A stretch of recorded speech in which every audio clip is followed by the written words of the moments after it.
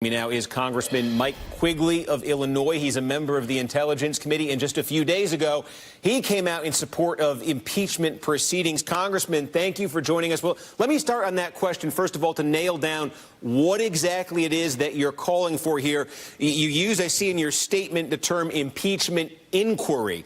We're hearing that a lot now, that word inquiry attached to impeachment. Is there a distinction you're trying to draw between just saying impeachment and saying impeachment inquiry, or is that a distinction without a difference? Well, I think to the public there may not be a distinction, but the distinction that we see is the Watergate hearings began on an inquiry, and I think they do two things for us. I think they bolster our legal arguments in front of the courts to obtain unredacted reports, get subpoenas answered, and force people to testify. I also think the hearings that will come with the impeachment inquiry will help educate and inform the American public. One of the things that struck me last week was the power of the special counsel's message. When Mr. Mueller said what he said, he was just reading from his own report. But it's clear that a large amount of the American public took Mr. Barr to his word that the report exonerated him. So I think the inquiry serves two purposes. It helps us with our oversight function, and it educates the American public, and I think moves them where we should be going, to a full-scale investigation of the president. But is there any scenario? So you're talking about Judiciary Committee hearings here. You're saying you think it moves the public. We can talk about public opinion in a minute. But if it doesn't move the public, if we end up in terms of public opinion exactly where we are, is there a scenario where you hold these hearings, you have an impeachment inquiry, and you end up saying, okay, never mind, we're not going to impeach? Or is it a runaway train once it gets going? It's hard to tell. I think that it's hard to underestimate just how important the other part of this is. The fact is the president has given us no choice. I believe the special counsel laid out solid evidence that there was obstruction before the report was filed. For me, the last straw was the obstruction continuing after the fact. So it makes our oversight function nearly impossible. So part of this is getting the American public to the point where they understand its validity. And again, simply arguing in court and having press hits where we talk about this isn't nearly as valuable. I remember watching the Watergate hearings when I was in high school. And in April of that year, the American public was not in favor of the president resigning. Just 4 months later, he was gone. Clearly, they had some value, some purpose in educating the public in 1974.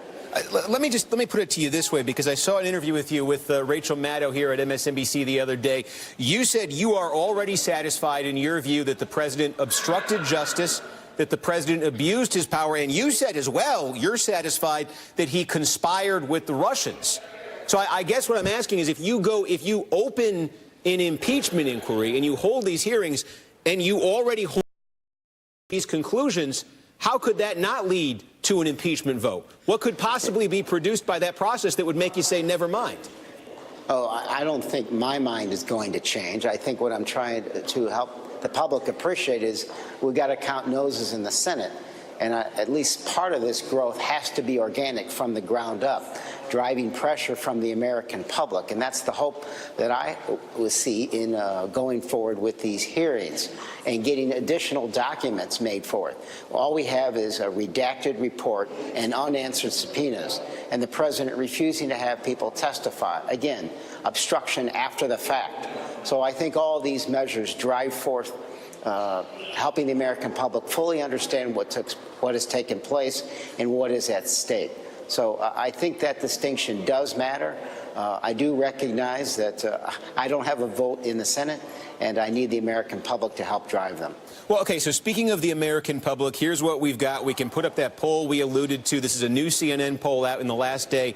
Right now, overall, 41% of Americans say they support impeachment. That is 76% among Democrats. That's an increase, I think, 8 points in a few months among Democrats. That's helping to drive that overall increase. But overall, it's still 54% opposition to this. You've seen Nancy Pelosi, the Speaker of the House, clearly trying to hit the brakes in a lot of this impeachment talk in the last couple of weeks, last couple of months. Do you think to get Nancy Pelosi, the Speaker of the House, on board with an impeachment inquiry, you need to get a majority support in these polls to show the country's behind it going in? I think this is the most important decision that Speaker Pelosi will make in this term. She's listening carefully to the American people and to her caucus, and obviously she can count noses in the Senate.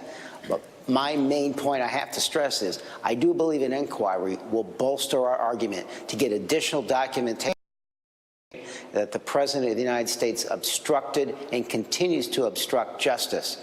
And that is the way to move forward. That's the way to move the needle. We saw it happen with Mr. Mueller. I think that strength only grows when more information gets out. All right, Congressman Mike Quigley from Illinois.